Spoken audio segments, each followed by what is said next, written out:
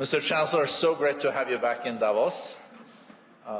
Last time, not as Chancellor, but this time heading the largest economy in Europe. It's really great to have you here. You assumed office in May at the moment of profound change. Geopolitical tensions are high. Trade is fragmenting. Security has become an urgent priority, and technological change is reshaping our economies at remarkable speed. Europe must respond to these challenges, and Germany, as Europe's economic engine, carries a particular responsibility, shaping the continent's future. I know after your speech here, you will be going to Brussels in another meeting, but as you saw also, Mr. Chancellor, things do happen in Davos, there are processes, and I guess the discussions around Greenland is going to be a little bit easier this evening in Brussels. Since taking office, you have sent important signals. A shift in fiscal policy, significant investments in defense and infrastructure, and a more active German role on the international stage. As Mario Draghi has warned, without bold action, Europe risks a slow agony. This moment, therefore, calls for leadership that provides clarity, confidence, and resolve. We very much look forward to your speech, and thank you for your very important leadership in challenging times for Europe and Germany.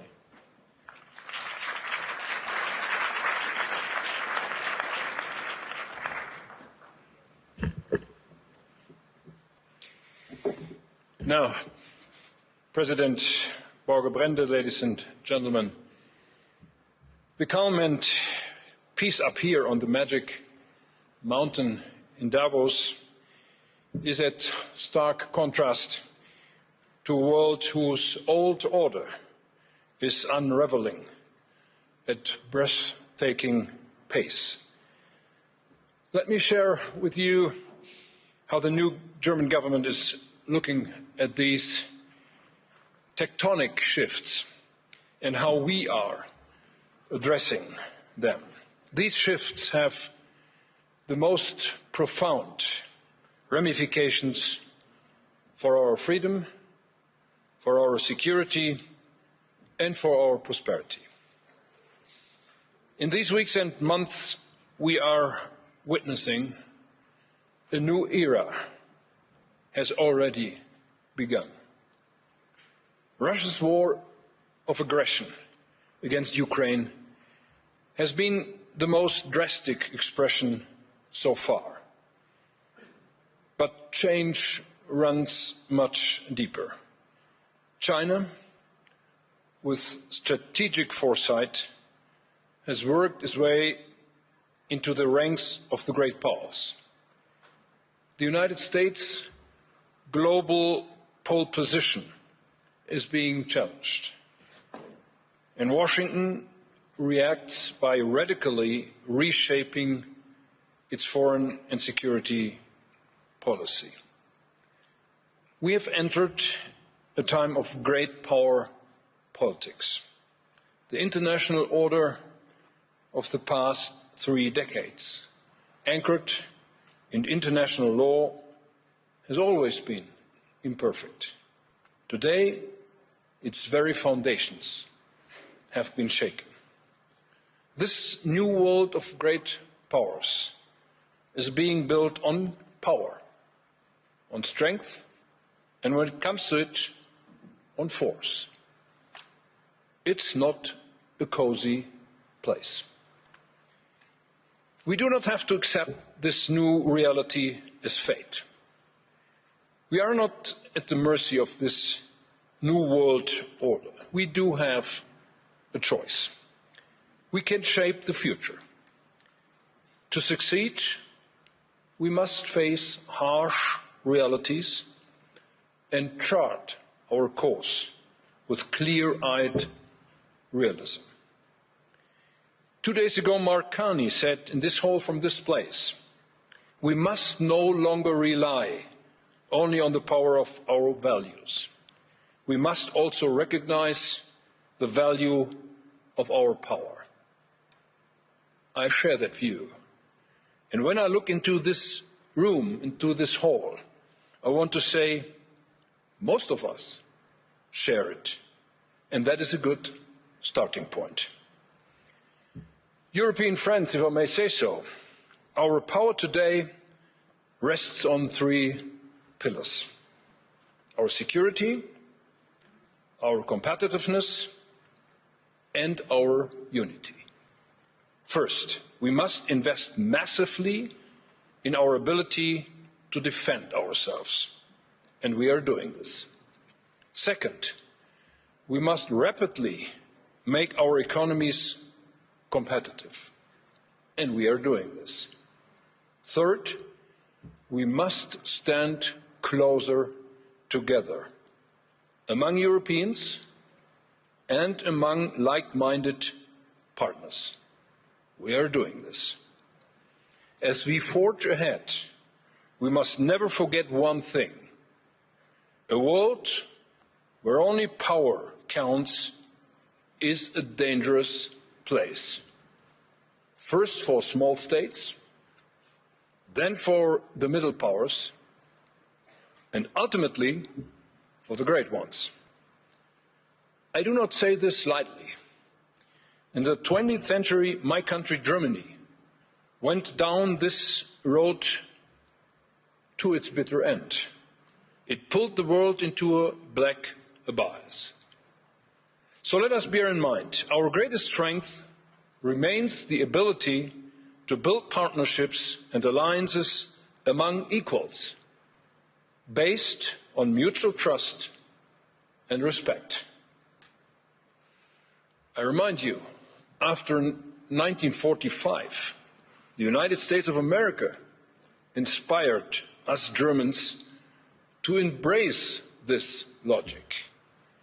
On this foundation, NATO became the strongest alliance in history.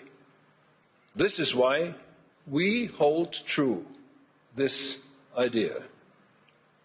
Now, in recent days, the United States administration has vehemently demanded greater influence in Greenland.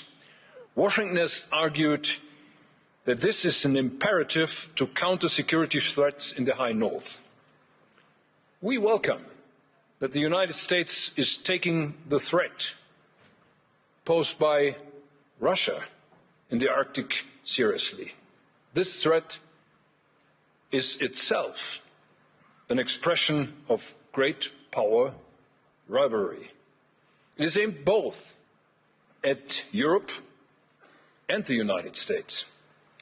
We experience it daily in hybrid attacks in the Baltic Sea and in Russia's winter war against the people of Ukraine. We share the conviction that, as European NATO allies, we must do more to secure the High North as NATO. This is a common transatlantic interest. Germany is doing just that. We are doing it in the framework of NATO, and we will do more. Our neighbours and partners in Europe, including Denmark and the people of Greenland, can count on our solidarity. We will protect Denmark, Greenland, the North, from the threat posed by Russia. We will uphold the principles on which the Transatlantic Partnership is founded, namely sovereignty and territorial integrity. We support talks between Denmark, Greenland, the United States on the basis of these principles. I have discussed this with President Trump, Prime Minister Frederiksen, Secretary General Mark Rutte, and others in these days. The aim of these talks is to agree for closer cooperation amongst allies in the High North and beyond. It is good news that we are making steps into that right direction. I welcome President Trump's remarks from last night. This is the right way to go. This is the right way because any threat to acquire European territory by force would be unacceptable. And, ladies and gentlemen, new tariffs would also undermine the foundations of transatlantic relations. If they are put in place, Europe's answer would be united, calm, measured and firm. As we proceed, we are guided by a clear compass. Firstly, in the new age of great powers, Europe must stand together resolutely and sovereignly. And secondly, we should not give up on NATO. At the historic NATO summit in The Hague last June, we created the material prerequisites for this. Europe will invest hundreds of billions of euros in its security. It was a remarkable transatlantic success. Now we must repair the trust on which the alliance is built. Europe knows how precious it is. We feel deeply that it can be the United States' strongest competitive advantage in an age of great powers. Democracies do not have subordinates. They have allies, partners and trusted friends. Let me paraphrase this in German in a few words. Wir haben die Schwelle hinein in eine neue Welt der Großmächte überschritten. In dieser Welt weht ein rauer Wind. Diese Welt wird uns Härten und Gefahren zumuten. Das spüren Sie, das spüren wir alle. Machen wir uns aber auch bitte klar, dieser Welt sind wir nicht ausgeliefert. Wir können sie gestalten. Lassen Sie uns deshalb besonnen, schöpferisch und mutig zugleich auf unsere eigenen Stärken setzen. Und genau das tun wir. Wir investieren massiv in die eigene Sicherheit. Wir machen unsere Wirtschaft wieder wettbewerbsfähig. Und wir halten in Europa zusammen. Das wird uns helfen, den Zumutungen dieser neuen Zeit besser zu trotzen. Vor allem wird es uns neue Türen öffnen und neue Chancen ermöglichen. Für unsere Souveränität werden wir mit Festigkeit eintreten. Und unsere Nachbarn in Europa können sich auf unsere Solidarität verlassen. Lassen Sie uns bitte auch bei allem Frust und Ärger der letzten Monate die transatlantische Partnerschaft nicht voreilig abschreiben. Und das ist kein wohlfeiler Verweis auf das Prinzip Hoffnung. Nein, wir Europäer, wir Deutsche wissen, wie kostbar das Vertrauen ist, auf dem die NATO fußt. Im Zeitalter der Großmächte werden auch die USA auf dieses Vertrauen angewiesen sein. Es ist ihr und unser entscheidender Wettbewerbsvorteil. Ich sage es auf Deutsch. Autokratien mögen Untertanen haben. Demokratien haben Partner und verlässliche Freunde. An diesem Satz wollen wir uns orientieren. Wir werden hartnäckig dafür arbeiten, dass dies nicht in Vergessenheit gerät.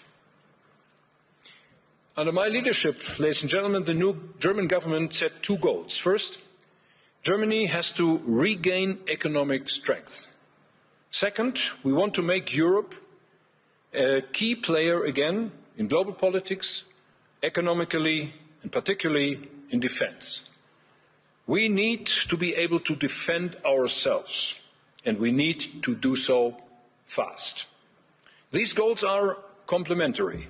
Economic competitiveness and the ability to shape global politics are two sides of the same coin. Germany can only lead the way in Europe if we are economically strong. And Europe's geopolitical influence and our defense capability largely depend on the continent's economic momentum. Ladies and gentlemen, our policies now need to be exceptionally ambitious and courageous. We must make progress in 4 simultaneously areas. We must continue supporting Ukraine in its fight for a just peace. We must become capable of defending ourselves on our own in Europe. We want to reduce dependencies that currently make us vulnerable. And fourth, we want to ensure that our economy can tap into its full potential for innovation and growth. This will only work if we work together as one European Union. And be assured, Germany pledges to take a special responsibility here. That is why we decided right at the start of my tenure to increase Germany's defence spending up to 5% of GDP. That is a huge increase. Boosting our military capabilities means to assert our sovereignty. By systematically strengthening our defence, we are reducing our economic and technological dependencies. And there is no room for isolationism and protectionism in this agenda. Instead, we are talking about strategically coordinated ties worldwide. Europe's trade ambitions are crystal clear. We want to be the alliance offering open markets and trade opportunities. We want to strengthen the rules for fair trade and level playing field. Europe must be the antithesis to state-sponsored, unfair trade practices, raw material protectionism, tech prohibition, and arbitrary tariffs. Tariffs, again, have to be replaced by rules, and those rules need to be respected by trading partners. On this, the EU is making great progress. Mercosur has been signed.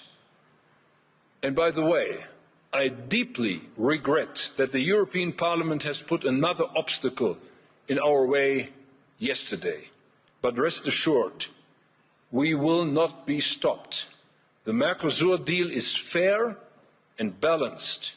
There is no alternative to it if we want to have higher growth in Europe.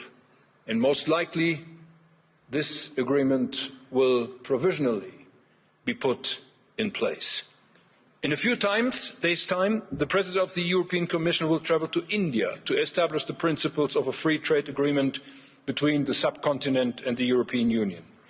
I was in India a week ago, and I have no doubt whatsoever that the era of great powers presents an opportunity for all of us and for all countries that favour regulations above arbitrary rule and see greater benefit in free trade than in protectionism and isolationism. And Europe is joining forces with new partners, as you do see in our efforts to finalise trade agreements with Mexico and Indonesia. In order to make best use of these new partnerships, we need to put our house in order at home. We are aware of those problems. Both Germany and Europe have wasted incredible potential for growth in recent years by dragging feet on reforms and unnecessarily and excessively curtailing entrepreneurial freedoms and personal responsibility. We are going to change that now. Security and predictability take precedence over excessive regulation and misplaced perfection.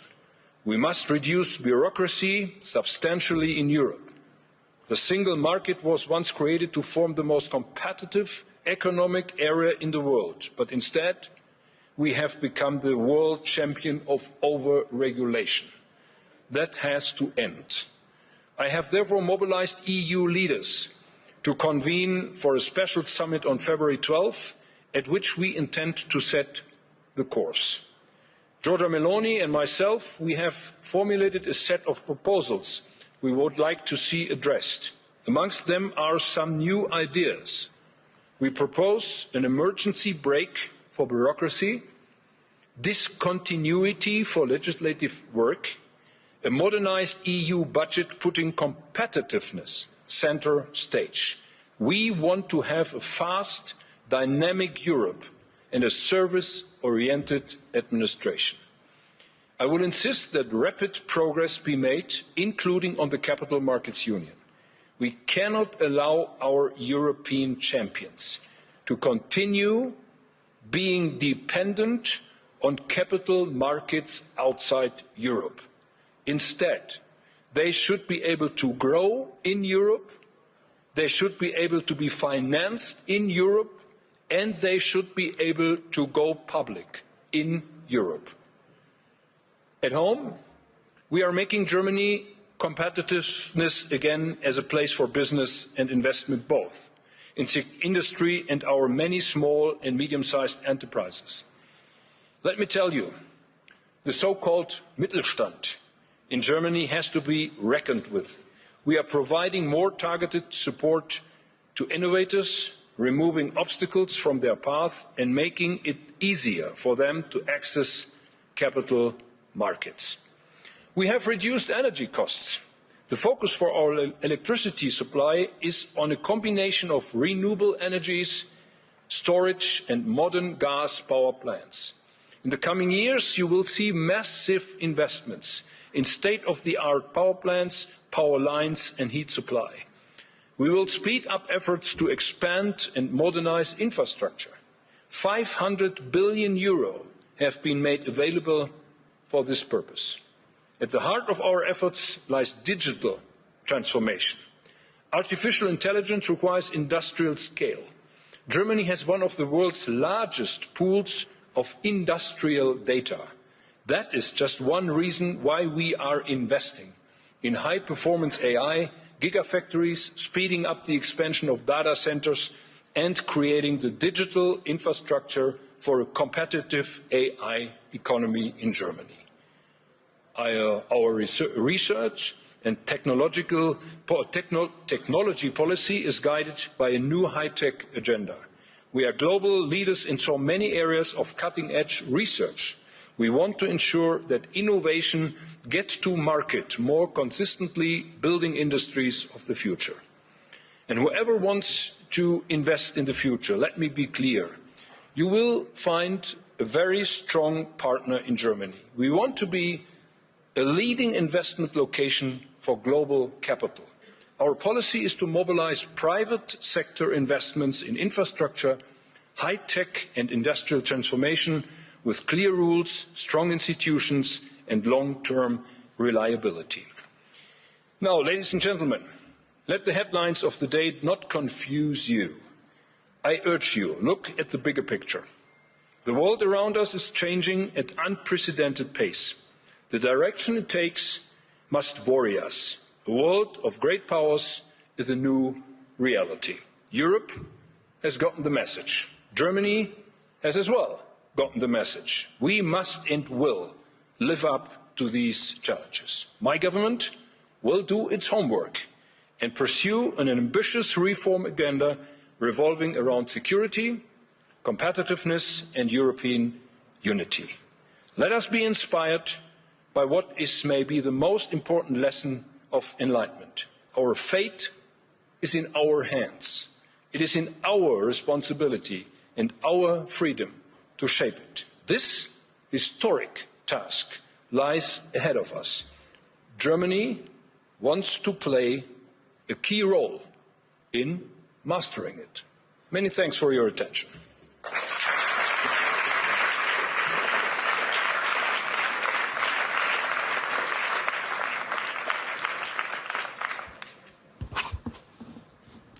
Thank you so much, Mr. Chancellor, also for being able to create some optimism when this meeting is probably taking place against the most complex geopolitical backdrop, maybe since the Cold War, or maybe even since 1945.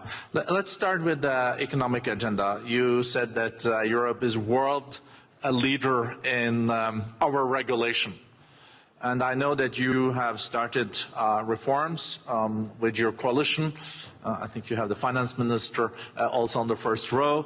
But how are you going to have Europe walk the talk. The Draghi report came last year. There was a lot of momentum, but how much of the Draghi report has now been implemented? 400 pages, the report. How to make this happen? And you mentioned the decision in the European Parliament last night, for example. Now, many thanks for this important question. We have two reports on the table. The one is Mario Draghi's report on competitiveness. And the second one is Enrico Letta with his report on the completion of the internal market. So we will see them both when we have our extraordinary meeting of the European Council in Belgium on February 12th. We invited them to come, and Mario Draghi came to Berlin to see me on Tuesday this week, and we had a long discussion on how we could proceed on his proposals for more competitiveness of the European Union. My guess is that only 10% of his proposals had been put in place over the last 18 months. So we have to do much more than that. And that's the reason why I really welcome that he will come and see us, and we will have a very long debate. This is, so to say, an offsite of the European Council, and we will only talk about competitiveness and only talk about how we can reduce red tape in this European Union and how we can make the way free for new investments.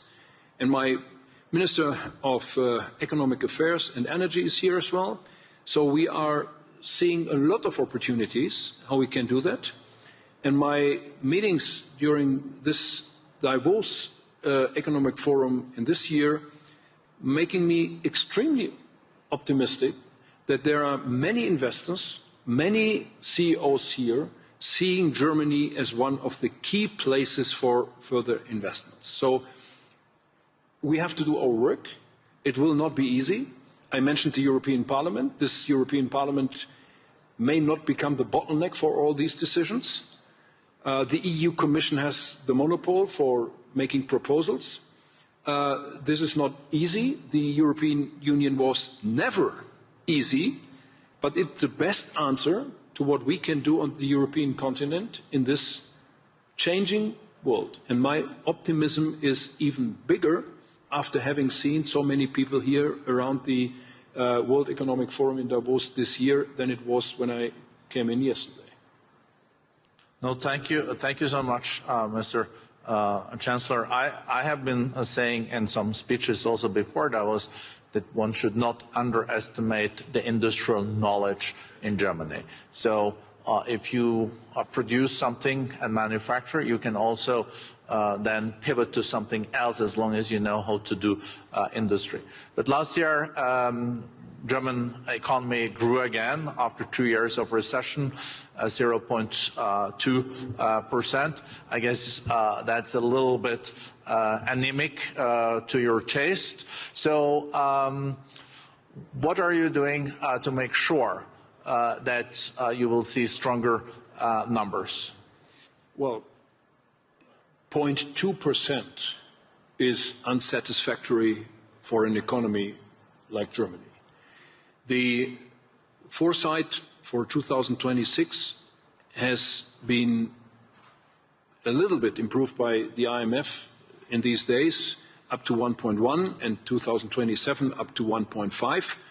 But that is still relying on our investments on infrastructure financed by additional debt. So this is something we are seeing as a sort of momentum, publicly financed, but not an upswing which is constantly looking into the future. We are faced with one big obstacle, and that is productivity. Productivity of the German economy is more or less low for a decade now. So we have improved that, and there are 4 obstacles in front of us in terms of costs. The one is energy, the second one is bureaucratic burdens, the third one is taxes, and the fourth one is labor costs. And we are addressing them all. It's not easy. For example, tax costs has always already been reduced by my government. We are going down to 10%, and additionally with other taxes on corporates, we will have around about 25 in Germany in 4 years' time, 5 years' time from now. That is a good number, but that is not enough. We have to reduce bureaucratic costs. We had some small successes last year, reduced bureaucratic costs for our industry last year by roughly 3 billion. But this is only a beginning. There has to be more on that. Labor costs is more or less the biggest issue. We have to reform our security system, pension, health, but also working time. The Germans are used to work only 200 hours less than, for example, Swiss companies and workers are working. We have to address that. And the energy costs, Katharina Reiche responsible for, had already been reduced fundamentally by roughly 10 billion for this year, but this is still not enough. The entire energy system has to be reformed, and we are on a way to do that, even though it's not easy. After, for example, nuclear power plants have been switched off. This is a final decision. We cannot recall that, but we have to address it. New gas power plants will be in place. So this is work in progress in Germany to make us more competitive. So we have the Board of Peace being launched here in a few minutes, but I have two short questions to you, and then we'll let you go, Mr. Chancellor. You know, when you meet with your European counterparts or friends, do you feel that they really understand the seriousness of the implementation of the Draghi report? I do remember, you know, I think it's now more than almost 20 years ago, we had the Lisbon process. Europe was going to be the most competitive region in the world, and we just lost competitiveness after the report. Do you think this time, is it like really serious? Well, my impression is that my colleagues and partners in the European Council have really understood what is at stake. As I mentioned that in my speech, the world has so fundamentally changed over the last month and years that this is now really the time to move ahead and to change things. And what makes me optimistic is the pure fact that when I was in the European Parliament in the early 90s, we implemented the entire program for the internal market, which was in place on January 1st, 1993. And this was a great momentum for the European Union. And we have to recall and remind ourselves that this is something which made Europe strong. And this was the best address to the world around us in terms of more competition and more competitiveness for the European Union. And my feeling is that we are sharing the same momentum which we had in the 80s when we talked about sclerosis of the European Union, now again. And that is something we will talk about. We will have a meeting of the European Council tonight in Brussels to talk about all these challenges. And my colleagues and myself, we are really addressing that, and we really hope that we will be able to catch up and to take our decisions which are strongly needed. Such a good answers. I think we end on that optimistic note. Thank you for your leadership, Mr. Chancellor. Thank you for coming back to Davos.